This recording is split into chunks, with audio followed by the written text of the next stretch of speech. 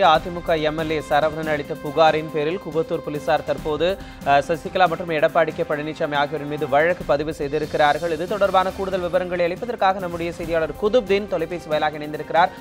குதுப், என்னென்ன காரணங்களுக்காக இந்த வழக்கானது தற்போது பதிவு செய்யப்பட்டிருக்கிறது? என்னென்ன குற்றச்சாட்டுகள் முன்வைக்கப்பட்டு சரவணன் இந்த வழக்கை தொடுத்திருக்கிறார்?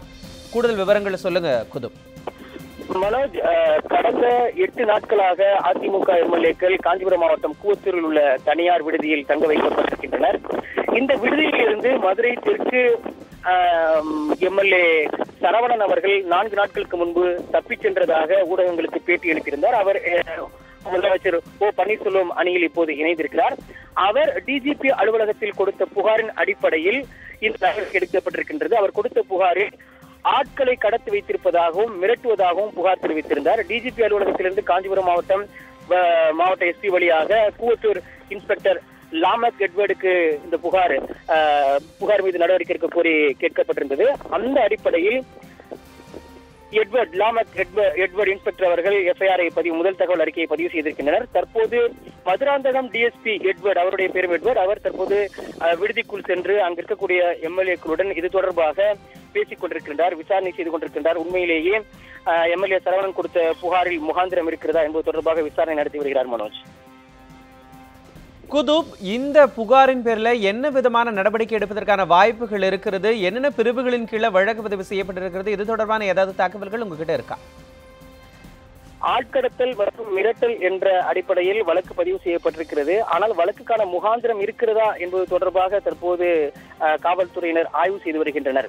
இன்று காலையில் கூவத்தூர் கிராம நிர்வாக அலுவலர் நடராஜன் அவர்கள் விடுதிக்குள் சென்று அங்க இருக்கக்கூடிய எம்எல்ஏக்களிடம் பேசி மற்றும் எம்எல்ஏக்கள் தங்கியிருக்கூடிய அறையை சுற்றி பார்த்து அவர்களுடைய உயரதிகாரிகளுக்கு அவர் தகவல் கொடுத்திருக்கின்றார். இங்கே எந்த விதமான சமூக விரோத நடவடிக்கைகளும் சமூக விரோதிகள் யாரும் இல்லை என்பது தொடர்பாகவும் எம்எல்ஏக்கள் அமைதியாக இருப்பதாகவும் உயரதிகாரிகளுக்கு தகவல் கொடுத்திருக்கிறார். இந்நிலையில் இந்த புகாரின் அடிப்படையில் இந்த வழக்கு எம்எல்ஏ சரவணன் கொடுத்த புகாரின் அடிப்படையில் வழக்கு பதிவு செய்யப்பட்டிருக்கிறது.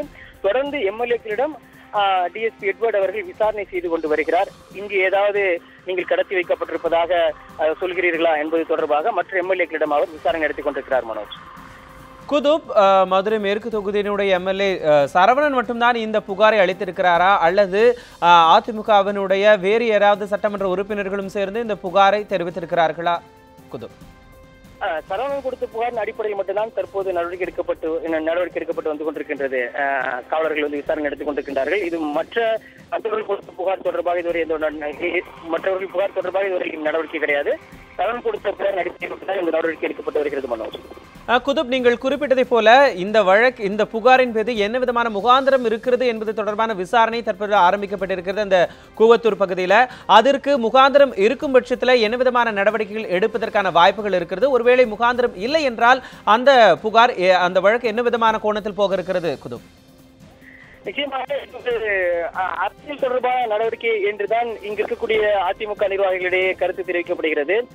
சரவணன் கொடுத்த புகாரின் அடிப்படையில் 4 நாட்களுக்கு பிறகு தற்போது நடவடிக்கை எடுக்க வேண்டிய அவசியம் என்ன என்ற கேள்வி எழுந்திருக்கிறது. அது மட்டுமல்ல, சற்று நேரத்திற்கு முன்பாக ஸ்ரீநகர் எம்எல்ஏ பேட்டி கொடுக்கும் பொழுது தாங்கள் சுதந்திரமாக இருப்பதாகவும் தங்களை யாரும் அடைத்து வைக்கவில்லை என்றும் ஊடகங்களுக்கு பேட்டி அளித்திருந்தார். இந்த கருத்துதான் மற்ற எம்எல்ஏக்களிடமிருந்தும் இங்கு இருக்கக்கூடிய எம்எல்ஏக்களிடமிருந்து பிரதிபலிக்கப்படும் என எதிர்பார்க்கப்படுகிறது. அந்த வகையில் அரசியல் நெருக்கடி கொடுப்பதற்காக வேண்டியே, அதாவது காஞ்சிபுரம் மாவட்டம் கூவத்தூரில் தங்க வைக்கப்பட்டிருக்கக்கூடிய எம்எல்ஏக்களிடம் இது போன்ற கருத்துக்களை பெறுவதற்கு முயற்சி செய்வதாகவே இங்கிருக்கக்கூடிய அதிமுக நிர்வாகிகள் கருத்து தெரிவிக்கின்றனர். மனோஜ், நிச்சயமாக குதுப், அதிமுகவினுடைய எம்எல்ஏவான சரவணன் தற்போது ஓபிஎஸ் அணியில் இருந்து கொண்டு அவர் சசிகலா மற்றும் எடப்பாடி பழனிசாமி மீது தொடுத்திருக்கக்கூடிய அந்த புகார் தொடர்பான தற்போதைய நிலவரங்களை தொலைபேசி வாயிலாக கொடுத்திருக்கீங்க. உங்களுடைய தகவல்களுக்கு நன்றி குதுப்.